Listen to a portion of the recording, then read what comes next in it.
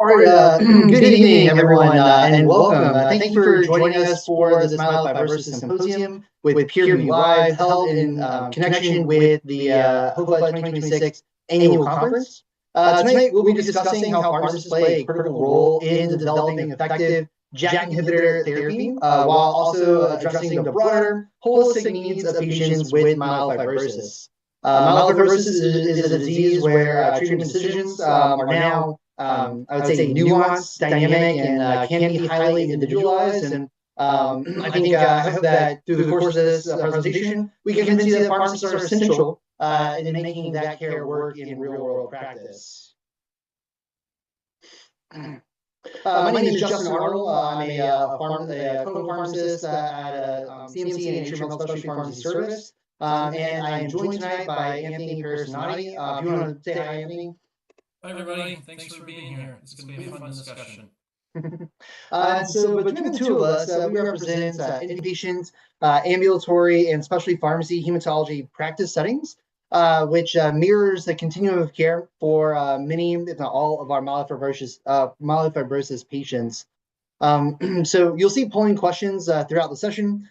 Please do respond when prompted, and also feel free to submit questions in the chat at any time. We will try to address as many questions as we can throughout and at the end of the session tonight.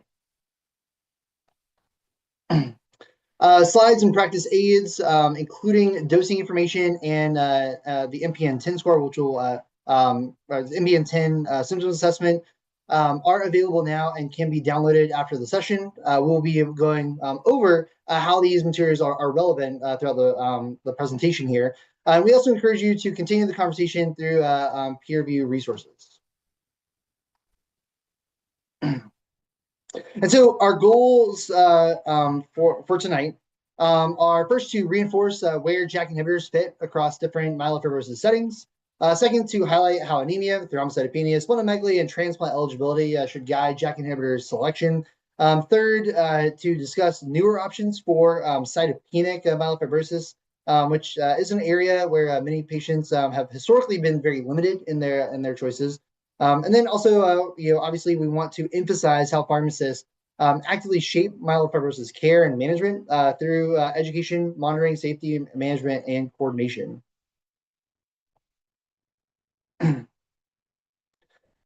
And so myelofibrosis is a myeloproliferative neoplasm and one of the most complex hematologic malignancies that we manage. Patients may have severe symptoms, cytopenias, and transfusion needs, as well as other needs during their care, including potential transplant consideration. And so we'll start with an introduction of the disease, and then as well as the relevant therapeutics as we explore how pharmacists sit at the intersection of all these moving parts. But let's start by grounding this conversation in your own practice. And so you'll see the polling question pop up here.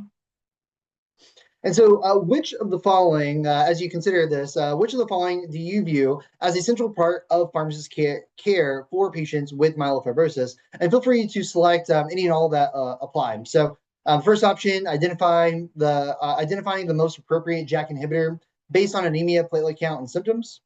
2, managing dose modifications and monitoring cytopenias. 3, coordinating transfusion support and anemia management. 4, counseling patients on adherence, adverse effects, and expectations. And then 5, managing drug-drug interactions and supportive care.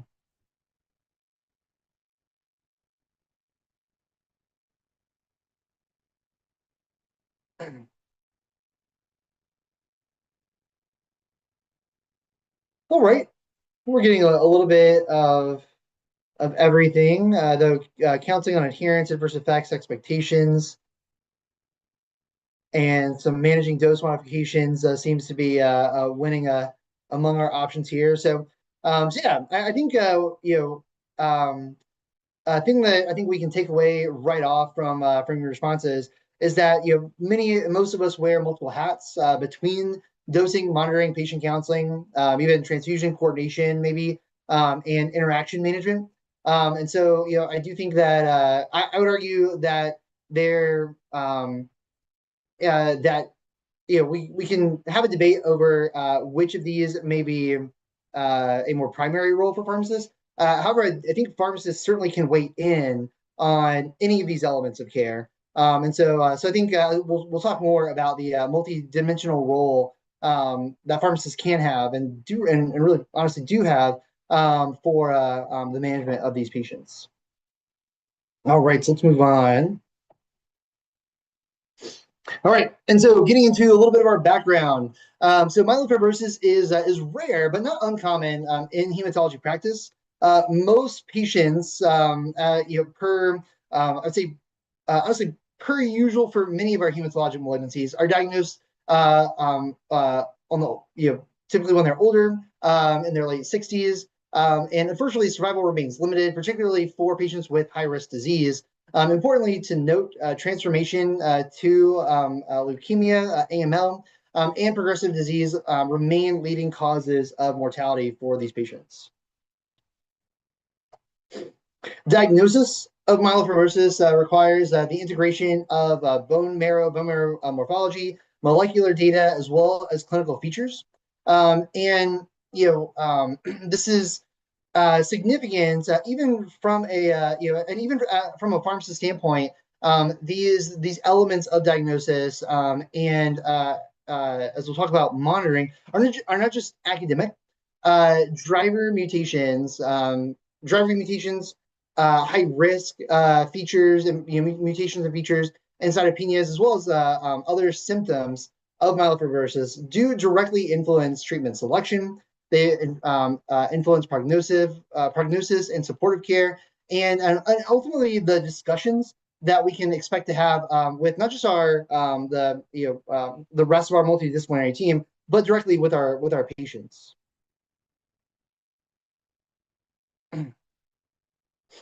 And we'll get more into this, but anemia is one of the most clinically impactful features of myelofibrosis. Transfusion dependence is a relevant marker, but not just a marker of disease burden. It is difficult to manage and does correlate with dramatically worse survival. Beyond prognosis, anemia contributes to such symptoms as fatigue, dyspnea, cardiovascular strain, as well as logistical burden, and ultimately a diminished quality of life. All of which affect treatment tolerance and patient engagement. And so this will become especially important as we discuss one of our cases, our second case later in this presentation. So do keep all of these points in mind as we move along.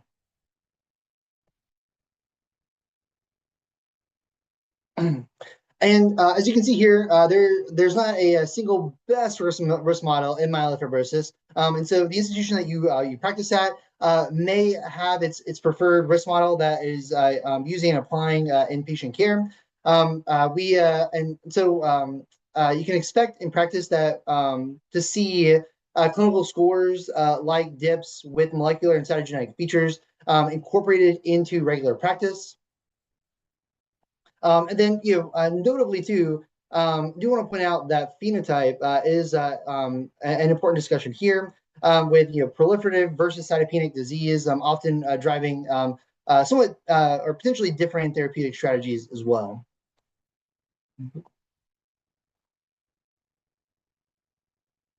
And then I mentioned the MPN-10 symptom assessment score a few slides back, but I do want to spend a little bit of time on this slide because tools like the MPN-10 are actually really powerful in day-to-day myelofibrosis care. Myelofibrosis is one of those diseases where labs and spleen size are critical, but don't always tell you how a patient is actually doing. And so symptoms like fatigue, early satiety, and night sweats are often drivers of therapeutic decisions, as well as general symptom management. The MPN-10 gives us a simple and validated way to capture that information, to track it over time, and make sure that we're aligning what we see in practice with how benefit is measured practically and based in clinical trials.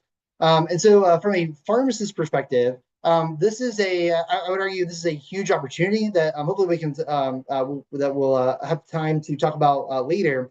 But symptom assessment doesn't have to sit only with our physician colleagues. Pharmacists, nurses, and other APPs have the opportunity here to help collect and trend these scores, and this can create natural engagement points and support clear communication with the teams, and really is an opportunity for us to reinforce our role as pharmacists and as longitudinal partners in myelofibrosis as well as MPNs more broadly.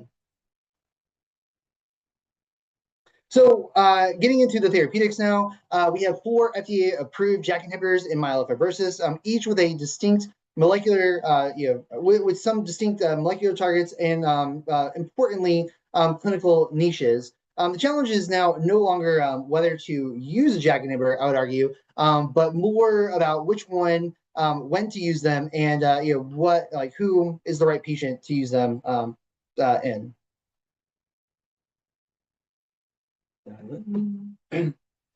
All right, so we'll start with the our elder JAK inhibitor. We'll talk about ruxolitinib here. So it's important to recognize that ruxolitinib's role in myelofibrosis stems from the COMFORT trials.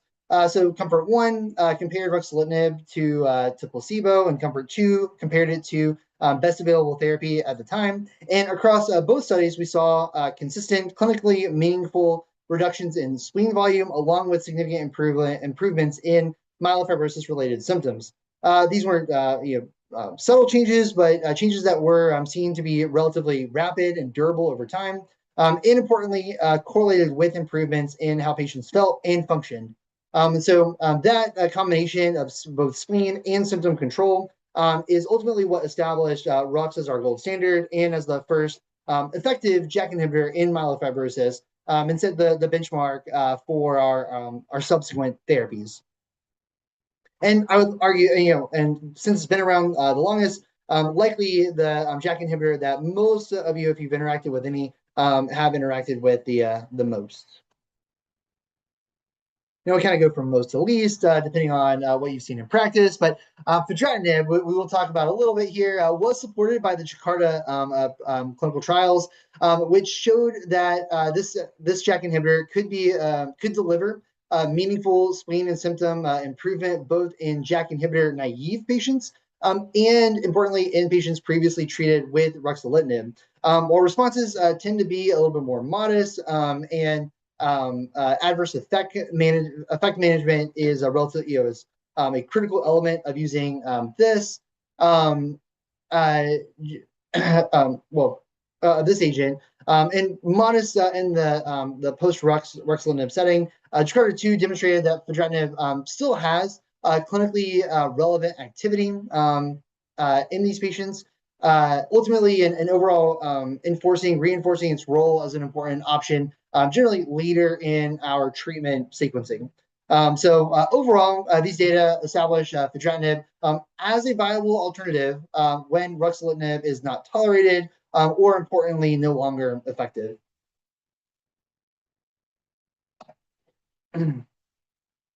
Pacritinib's role in myelofibrosis is really defined by the PERSIST trials, which focused on a population that historically had very limited options, that being patients with significant thrombocytopenia. And so in PERSIST 2, pacritinib demonstrated meaningful spleen and symptom improvement, even in patients with baseline platelets below 50,000. Without a significant degree of myelosuppression that we see with our previous other JAK inhibitors. The data from these trials established pacritinib as a critical option for cytopenic myelofibrosis, particularly when thrombocytopenia was the prevailing or dominant concern. And then finally, momelotinib is our most recently approved, recently available JAK inhibitor. The approval of this agent was supported by largely the MOMENTUM trial, which enrolled patients with myelofibrosis and significant anemia who had previously been treated with a JAK inhibitor. In this setting, momelotinib not only improved spleen and symptom burden, but also demonstrated benefit in patients with anemia and transfusion requirements, reflecting its a unique interaction with hepcidin regulation. These data have ultimately and practically positioned momelotinib as a particular and important consideration or option when anemia is more the driver of disease burden or treatment failure. And so with that, we'll get into our next polling question. So which factors do you think should most clearly inform decisions on initial treatment strategies in myelofibrosis? One, platelet count. Two, anemia or transfusion status. Three, symptom burden and splenomegaly. Four, molecular risk. Five, transplant eligibility. Six, all of these factors should be weighed when making decisions. Seven, splenomegaly and molecular risk are the main factors that should be weighed. And once we see how y'all are polling, we'll see if Anthony has any thoughts right off on these features as we wrap up this section. Yeah, I mean, you're absolutely going to see that many of these features will influence our therapy, and that's the beauty of this presentation is we're going to show you when and where these decisions affect our treatment management and what particular agents do these different characteristics influence our treatment. So, I don't want to spoil all the fun, but I feel like there. this might have been a question that's like, you look at it, it's like, that looks right. That looks right. Yep, That looks right. Oh, exactly, all of the above. I'm going to go with all of the above. absolutely. So yeah, I think, I totally agree with what you're saying. You may make patient specific decisions, but generally, like all of these factors are weighing in to some degree. All right. All right, just a couple more slides before I hand it over to Anthony here. So this slide just pulls together the central core messages from this section. Those messages being that myelofibrosis management is really about matching the right JAK inhibitor to the patient's dominant clinical features, platelets, anemia, symptom burden, splenomegaly, transplant plans, all of the above should guide selection, and that individualized matching is exactly where pharmacists have the opportunity to add particular value. So, despite the better, all the tools that we have and, these new JAK inhibitor options, we still see significant gaps in evidence and practice. And so these gaps, again, are where pharmacists can have particular impact. And so with that in mind, we're going to move on from theory and clinical trial review to application and walk through some real world scenarios. So I'll hand it over to Anthony here to introduce our first case. Yeah, absolutely. Thank you. And I think the best way for me to learn myelofibrosis was really to apply it because a lot of the information that Justin went over is pretty heavy for the first time if you're first learning about this disease state. So let's apply some of these things that Justin just brought up. So first of all, we have a 58-year-old male with primary myelofibrosis, got splenomegaly, some constitutional symptoms, night sweats, fatigue. White count is pretty relatively high. Hemoglobin, he does have, some moderate anemia. Platelets are not normal, that's for sure.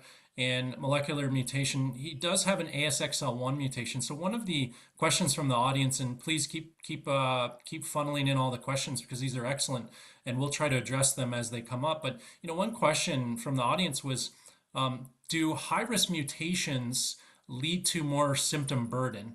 And there's not a perfect 100% correlation.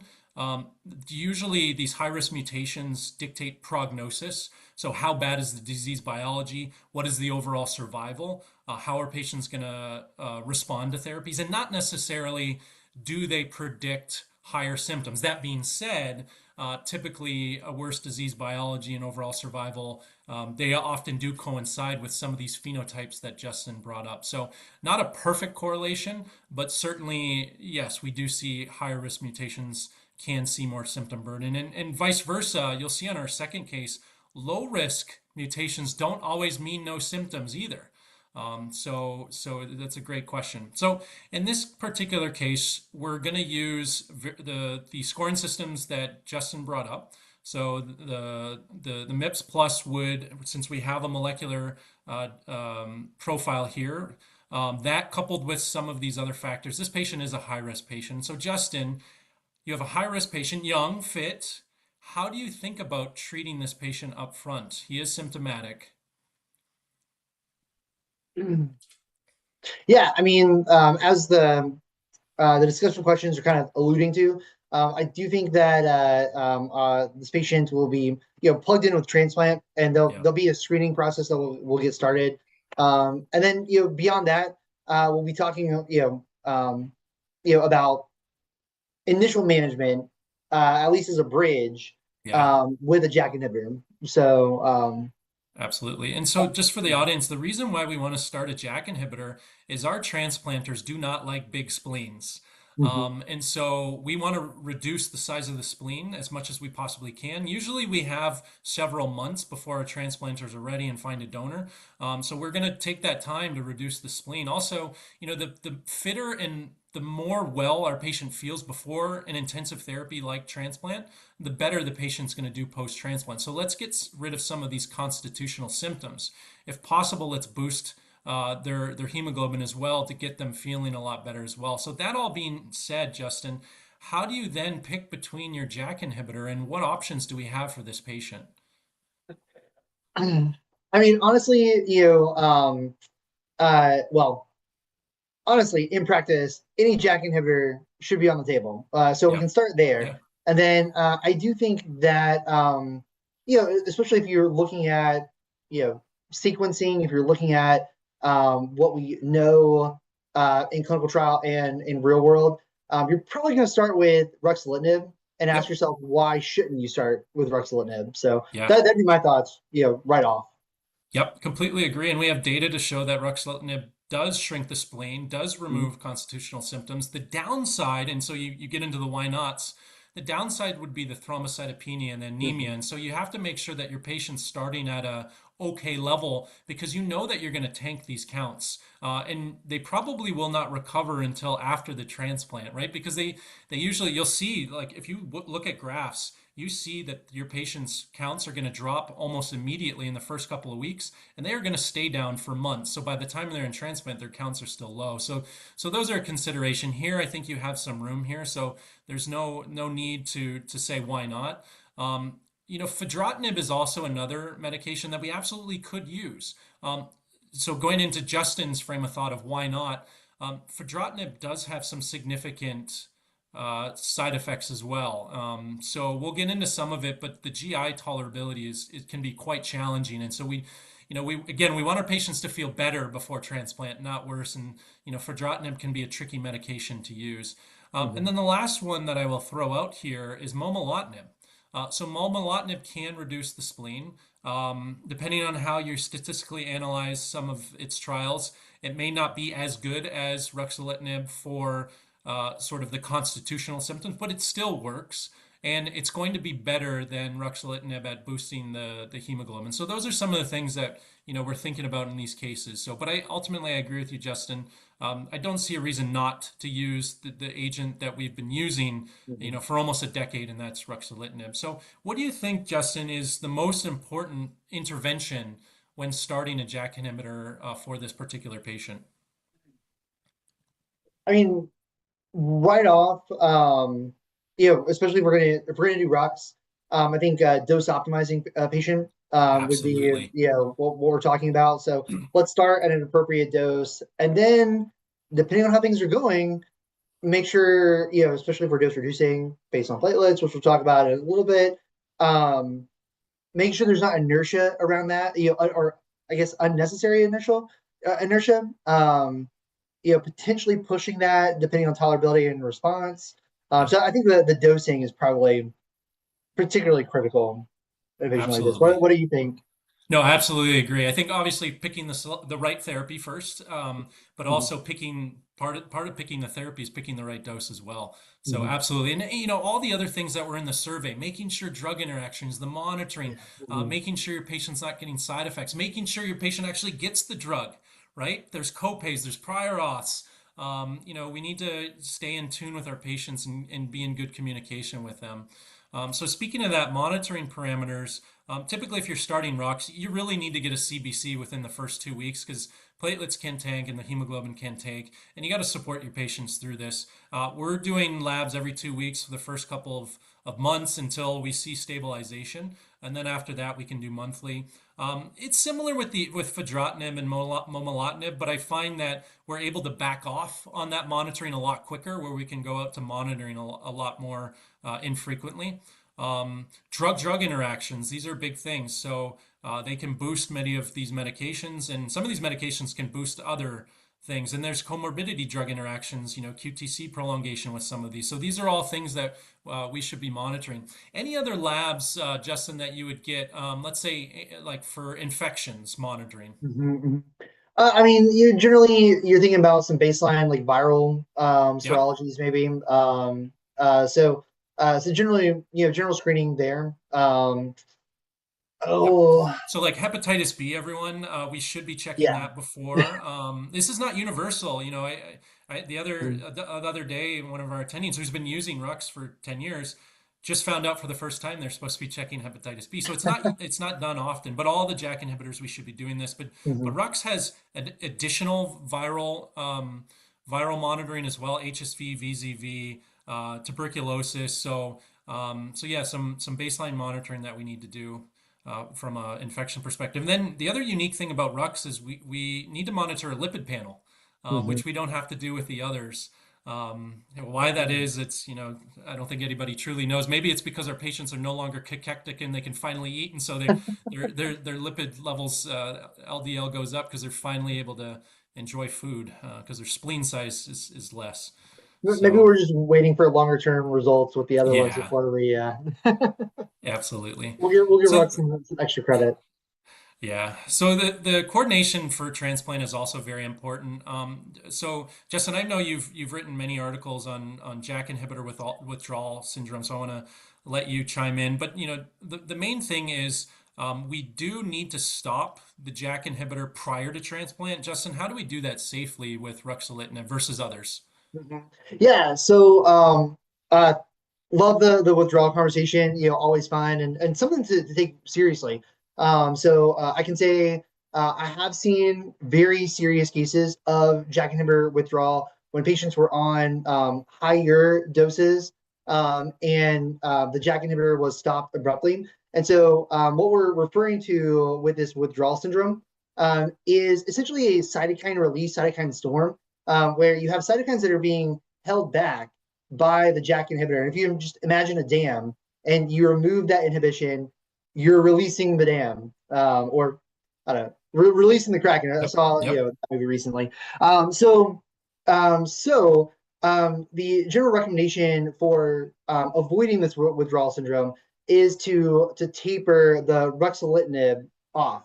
And so there's a number of ways that you can try to taper and obviously the pill size is going to dictate some of what you're doing. Generally, if you can go down by 5 milligrams, every few days, if not longer, depending on the status of the disease, Yeah. to some degree, that's going to be ultimately helpful. Um, Other strategies that you can do too is another strategy to consider if you're straight up tapering the rux off, would be to overlap it with maybe some Yep. dexamethasone. Yep. So that's another strategy that you may see. Yep. But it's something to take seriously, and this is Yep. mostly attributed to rux, Yeah. though there have been reports with the other agents as well, but mostly rux. Yeah, and it goes down to the mechanism of action. It has more blockade on various cytokines, Mm-hmm. inhibiting potently JAK1, JAK2, and other pathways. And one question for the audience is how quickly do you see what Rux withdrawal syndrome manifests? And yeah, it can happen pretty rapidly, a couple days to a week or so. It's something that you need to be looking out for. Now, our transplanters always forget to stop their rucks before transplant. We do a bit more of a rapid taper. So we taper them when they come in for their conditioning. So that usually takes 3 to 5 days. We taper it over 3 to 5 days, but we're comfortable with that because we have such immune suppressing conditioning, and they're going to start steroids. So to Justin's point, if you're going to rapidly taper, you need some other adjuncts. So, And all right. I'll So mention, as far as the timeline goes, reported timeline is that could occur as rapidly as 3 days generally, and as late as 21 days yeah. after, depending on your strategy. So just be aware. I usually tell my team if we're taking it off or if it's been stopped coming into the hospital that we have 3 days to get it back on or figure out what we're going to do. Yeah, excellent. So listed here are the NCCN guidelines. Justin and I already sort of reviewed it through our patient case, but transplant is going to be the only curative options for these high-risk patients. Those that are not transplant candidates, we're going to be selecting our therapy based off of patients' platelet counts or even potentially their hemoglobin as well. And so, Rux and fedratinib are category 1. Frontline, you have good platelets. But again, Justin and I mainly pick ruxolitinib over fedratinib because of the side effect profile. Platelets are low, less than 50,000. That's where pacritinib becomes an option. Momelotinib is also an option as well, as long as platelets are above 25,000. And then momelotinib is a great agent when you have concomitant anemia as well. So listed here are the doses that Justin had mentioned of how important it is. So Rux is going to be based off of the platelet count. So listed here in our patient, we should be prescribing 15 milligrams twice a day because his platelets were between 100 and 200. Now, you'll also see in the PI 50 to 100, they mentioned go all the way down to 5. I do not do this in my practice. There have been two pretty nicely conducted trials that showed that 10 milligrams is safe from a platelet perspective, and in a second study from an anemia perspective. And also, thirdly, doses less than 10, you might as well not even use ruxolitinib. You might as well move on to fedratinib or another agent. So again, 50 to 100, 10 milligrams. If you can't do that, just think about using another agent. Fedratinib, the dosing is a bit easier. No dose reductions for platelets, and then you just stop less than 50. Drug interaction. So question from one of the audience is, what is the most concerning problematic drug interaction? And really it's the CYP interactions because they can boost ruxolitinib and fedratinib about 50%. So you need to reduce the doses by 50%. There's also fedratinib can increase exposure of various 3A4 because it can inhibit 3A4 as well. So not only these drugs can get boosted, but fedratinib can boost other drugs as well. And we'll talk about pacritinib and momelotinib drug interactions in a bit as well. So going back to this case, and I want to get your opinion, audience. So with this case who is high risk, has high risk MF, starting ruxolitinib, his platelets are 120,000. What dose should we use? 20 milligrams BID, 15 BID, 5 BID, or I'm not sure.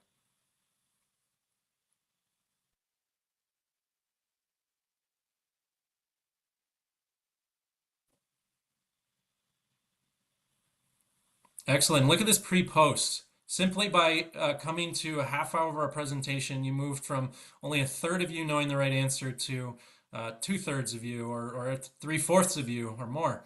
Excellent work, everybody.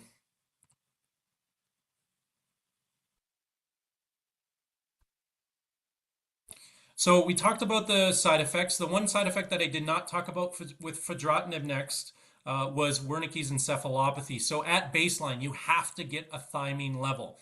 And you have to give every patient thymine.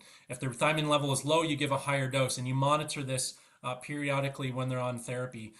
So the Freedom 2 trial did an excellent job at managing fedratinib toxicities. The GI toxicity, prescribe every single one of your patients Zofran and loperamide and tell them to take it at first onset of diarrhea. And honestly, some patients need it prophylactically. Call them as well within a week. And if anything, any diarrhea, nausea, tell them to call you immediately because this could be a pretty challenging medication to use. However, we do have mitigation strategies. And so it just requires good communication with our patients. So a lot of questions from the audience about what do we do in either intolerant patients or patients who have relapsed post frontline therapy, and how do we define that? How do we define a poor response?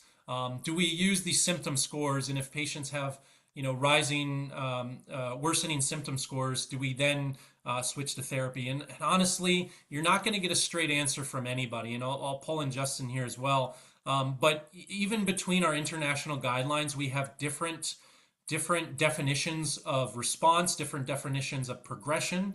And so it is difficult, but I think most clinicians use the totality of response, not just symptoms. Yes, if a patient feels absolutely lousy, they're going to consider switching therapies. Yes, if you progressively your symptoms or scores just getting worse and worse and worse and worse after each visit, yes, but not just one symptom score. Let's say you're having a nice spleen response and your constitutional symptoms are getting better. We're going to use the totality of the patient case to define when to switch. So, and also patients have very limited options, so we don't want to just stop immediately, especially if we're able to get some control of the other aspects of their disease. Justin, any other thoughts on how you define when to call it quits on their first line therapy?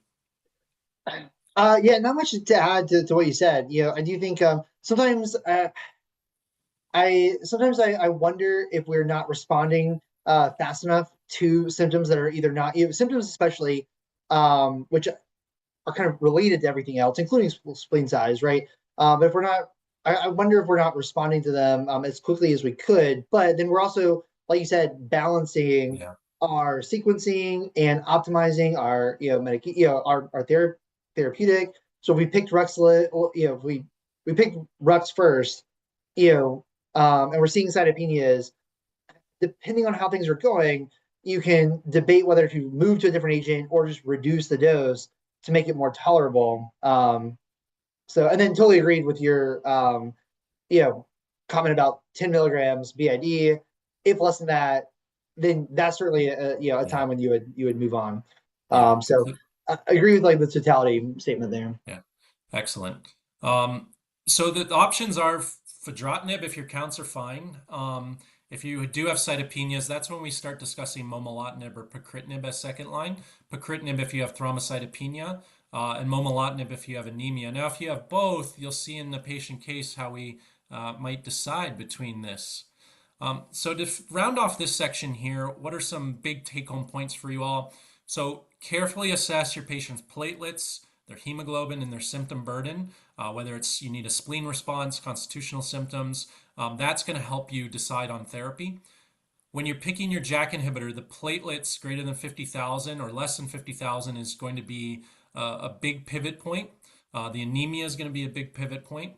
And then as far as transplant, you need to have good coordination with the transplanters, just so that we're avoiding some of the withdrawal symptoms with ruxolitinib. So with that, I'm going to turn it back over to Justin, and we'll go through some more cases with you. Yeah, so we're gonna now pivot to a different but also common scenario that we see in practice. Moving from splenomegaly and transplant planning to now, considering specific cytopenias in our patients. So here we have a patient, 71-year-old female, newly diagnosed with primary myelofibrosis, moderate splenomegaly, but what should really stand out here, as is highlighted, is her baseline anemia and her intermittent and or emerging transfusion needs. So this is a scenario we see pretty commonly in practice, where the patient is symptomatic, and but the biggest driver, of quality of life and decision making is not her spleen size, alone or specifically, but rather the anemia. And as Anthony mentioned, difference or our mutation profile a little different here as well from the first patient. So Anthony, I think that the hemoglobin is and specifically the transfusion needs are probably driving a large part of this discussion here. But curious your perspective on how much does baseline anemia factor into your discussions, your initial treatment decisions, and how do you frame patients with patients? How do you frame that conversation with patients early on? Yeah, absolutely. It's tough to know if their anemia is causing the symptoms versus the other constitutional symptoms. So you do have to sit down with a patient and really interrogate them and really try to understand, if it's what type of fatigue it is, right? Is it exertional fatigue or is it just, fatigue at night and they're just feeling fatigued all the time, right? So trying to really understand the fatigue. A hemoglobin 8.7 isn't, I do leukemia for my day job. And so like 8.7 is pretty darn good. We wouldn't do transfusions for these patients just because they don't notice much of a difference between 8 versus 9 versus 10, right? Mhm. And so it is difficult to know whether the anemia is causing the problem versus other things. That being said, she's receiving intermittent transfusions, and you very eloquently described that anemia is bad. Anemia leads to a worse prognosis. More transfusion burden leads to a worse prognosis. So ideally, we want to do everything possible for this patient to mitigate that, right? And so it really makes momelotinib an attractive option. Momelotinib's claim to fame is the anemia boosting aspects of it, in addition to the spleen size and other things as well. But that's really where it stands out is helping with the anemia. The old school way of doing this before we had momelotinib is still an appropriate option Mhm. in a patient like this who has normal platelets, and that is use ruxolitinib still. Going back to Justin's thought process of why not? Well, there isn't a why not here. The why not could be, well, it's going to make transfusion burden even more. Now the patient's going to have to come into you, every couple of weeks now to get transfusions, and it's going to be more frequent, and that impacts quality of life. So that could be a why not. The one thing that I would want to do also is check her EPO level. Mhm. What if it's as simple a fix as I can just start an erythropoietin stimulating agent? Other things that we consider doing is JAK inhibitor plus luspatercept or JAK inhibitor plus an ESA. So it just comes down to different philosophies. Do you want two drugs to fix one problem, or just go to one drug, a drug that you only have to take once a day? So I'm giving you multiple different perspectives for the audience, and ultimately, you can decide what the better approach is for your individual patient. Yeah, I think bringing in the other treatment options for anemia is important. Momelotinib, I've seen a lot of people who think that anemia and transfusion, don't ignore the transfusions. They're Yeah, included in your DIPS evaluation, and yeah, yeah, they're accounted for in prognostication, but we need to make sure that we're accounting for them as pharmacists. And I think that's something that we tend to overlook sometimes. But yeah, when we're seeing that, there is a gut reaction now to go right to momelotinib. But as you noted, I think it's important to consider these other options. So especially when the spleen's not big. I mean, technically, if you look at MoMA data, danazol doesn't look too bad as well. yep, So yep, agreed. oh, right. And so continuing on, let's given all the options that we have, and maybe we talk to the patient and she's not really interested in doing a JAK inhibitor plus, but wants to stick with a JAK inhibitor. And so assuming that we proceed with momelotinib treatment, accounting for the anemia here. We kind of talked about this a little bit, but Anthony, any thoughts on any additional next steps? I think we kind of went over Yep, some of the other considerations, but yep. yeah, next I think steps, the appropriate main bridging one we therapy. didn't quite articulate was the liver Mhm, monitoring. mhm, So, momelotinib does have some dose reductions for child QC, and so we do monitor liver function tests and bilirubin monthly for the first 6 months, and then sort of periodically after that. But we talked about the hepatitis B and the CBC having been similarly intense with ruxolitinib up front, but then we back off a lot faster mhm, than compared to Rux. And then the dosing, it's a once a day versus, Rux is twice a day. mhm. A couple of counseling questions for you. So I think we have a little bit of time for it. But how do you discuss anemia improvement with patients here? Generally thinking of it as a gradual thing. Yeah. Any recommendations for discussing that? Yeah, no, that's a great question. I think, in general, it's not something that's going to improve overnight. Hmm. Some patients won't have an improvement, right? There's still probably a quarter of patients that won't have an improvement. But I think, the vast majority do see an improvement, but it's in a matter of several weeks to months as opposed to days to weeks. I Mhm. don't know if in your practice, if you see something differently or if the trial said anything differently. Yeah, I think just emphasizing the gradual improvement, Yeah. but that is something that we should also be capturing if they're coming, say, quarterly or so. We should be watching the hemoglobin. We should ideally be, monitoring their symptoms and looking at those symptoms related to anemia, to give us a good sense there. And then a couple of other pearls that I'll just emphasize too. One, the GI toxicities for all of these can be significant. Yeah. And so, you know, preempting, having good conversations. Our specialty pharmacy actually will automatically, dispense things like loperamide and whatnot for really for all the novel JAK inhibitors now. So yeah, I think just staying on top of that and letting patients know if they're experiencing that, let us know and and jump on that. And then the neuropathy associated with momelotinib is pretty interesting as well. Not Yeah. something that was particularly emphasized some of the initial studies or the larger studies, but something that has come up, and it's just something I would recommend paying attention to, talking to patients about, so they're anticipating it, and actually could weigh on some decision making if you have someone Mhm. who has neuropathy as an underlying, Mhm. before starting therapy. You may consider something different, or make sure to talk to them about it getting worse. So, any other thoughts Yeah. before we look at No, I platelets? agree. And I think the neuropathy piece is still a bit puzzling to me because you have one major trial that showed that it does, and then another one that doesn't. And then Right. you ask one expert and say, I never use momelotinib because of the neuropathy. And then you ask another Mhm. expert and they're like, oh yeah, no, I've never seen neuropathy in my life.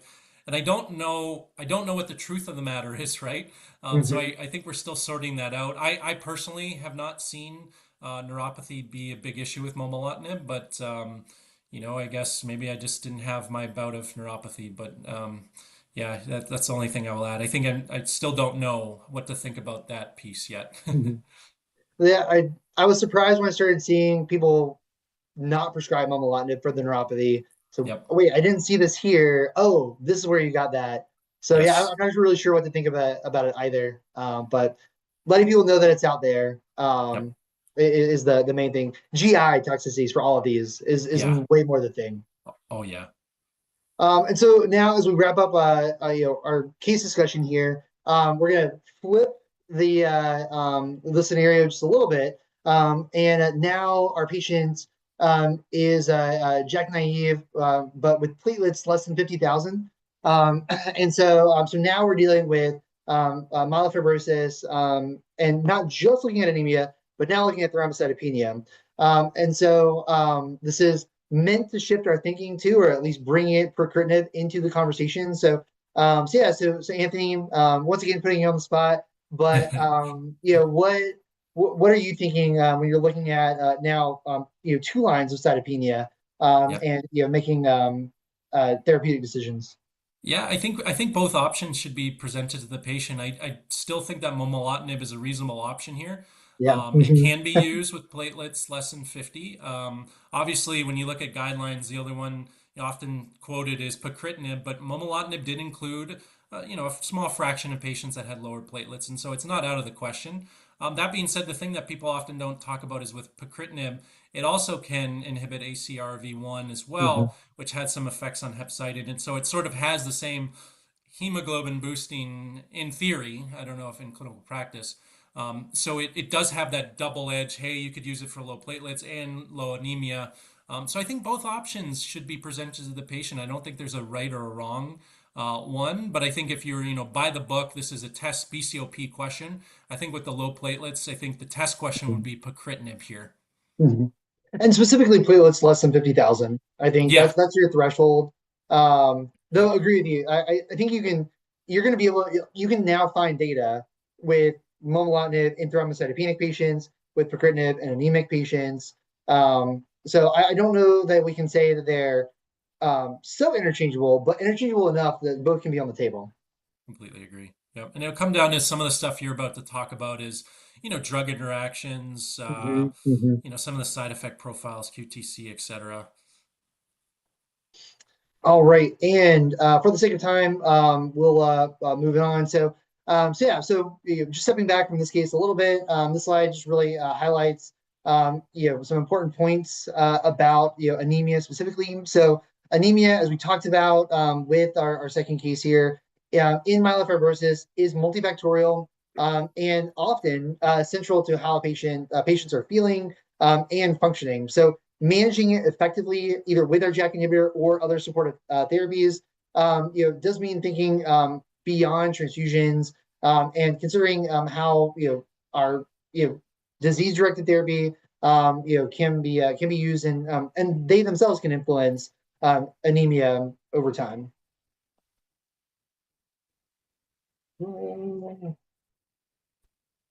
And so, this just provides a little bit of, this provides the guidance from from NCCN guidelines.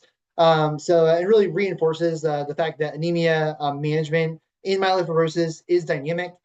This gives some insight into the various agents that we were alluding to earlier. As Anthony mentioned, something you can do early on and preemptively. Go ahead and draw that EPO level. There's actually general anemia support and considerations can be performed early on when dealing with the anemia in myelofibrosis. So a number of things that you can do with and around our JAK inhibitors for managing this. But certainly myelofibrosis associated anemia, very difficult to manage. So does require some attention. So all right, and now to a poll question. So for a patient with JAK inhibitor naive, with JAK inhibitor naive, uncontrolled myelofibrosis, transfusion dependent anemia, and a baseline platelets of 150,000, which option would you now recommend as the next step? So ruxolitinib, fedratinib, momelotinib, pacritinib, ruxolitinib plus danazol, or supportive care only? And let's see.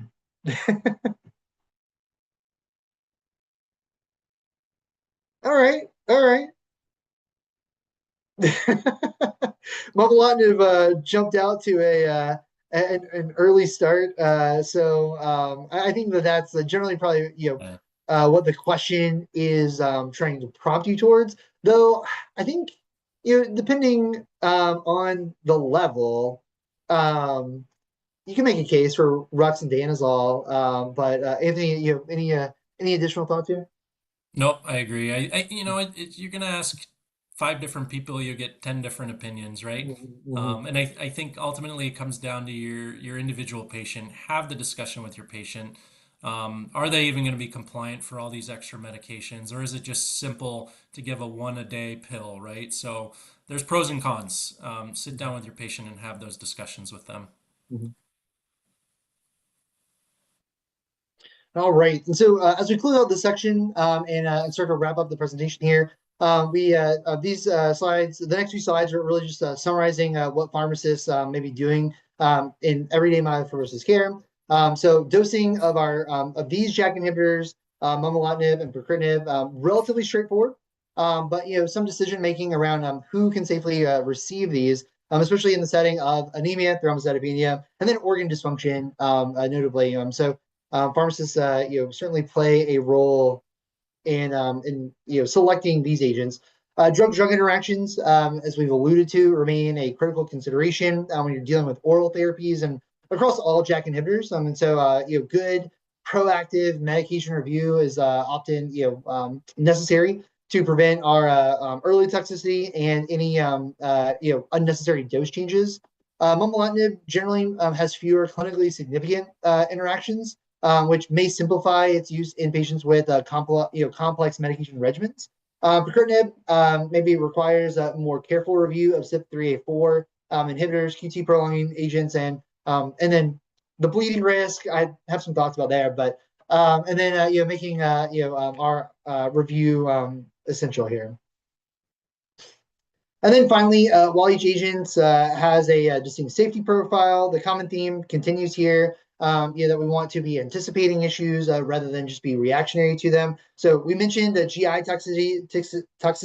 It's not super emphasized here, but I'll just note fedratinib, pacritinib, and momelotinib all have GI toxicity issues. Fedratinib mostly, but pacritinib and momelotinib, I think we're seeing more in the real world the benefit of preemptively considering loperamide, things like loperamide and dancestrone and whatnot as things patients may have on hand, depending that may help, especially early on with early on tolerability. And so, what strategy would you use when planning LFT monitoring during momelotinib therapy? Baseline and periodic monitoring during therapy. Monitor only if symptoms develop. No routine monitoring required.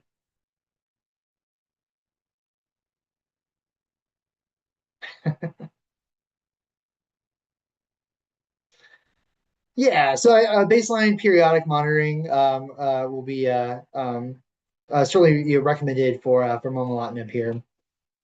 And for the sake of time, we'll move on. And so,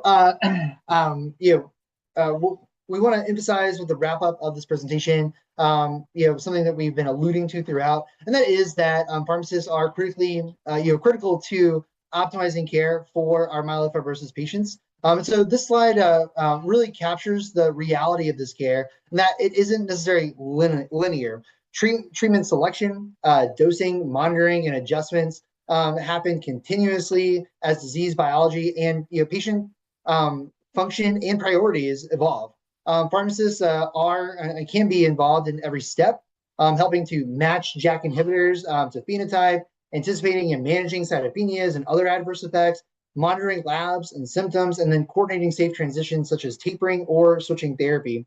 We didn't even talk about switching therapy, which is a fun discussion as well. But in many cases, a pharmacist is the most consistent clinical touch point over time, and that continuity is critical in chronic, highly complex diseases like myelofibrosis. And so, myelofibrosis too, works best when it is team based. Our physicians may, define a strategy, but that should be shaped, and there should be assistance in evolving that from us as pharmacists, our nursing and advanced practitioner colleagues, and then we're all involved in operationalizing, a plan and keeping it on track. So we can serve as a nice connective tissue, ensuring that symptoms scores are assessed, drug interactions addressed, monitoring happens, and then issues and even changing data is communicated early. So, looking across both cases, common theme here: personalization. And so, with the first case, there was coordination of JAK inhibitor therapy and consideration for transplant early on. And then the second case really looked at the impact of cytopenias. And so, as the dominant drivers of treatment choice.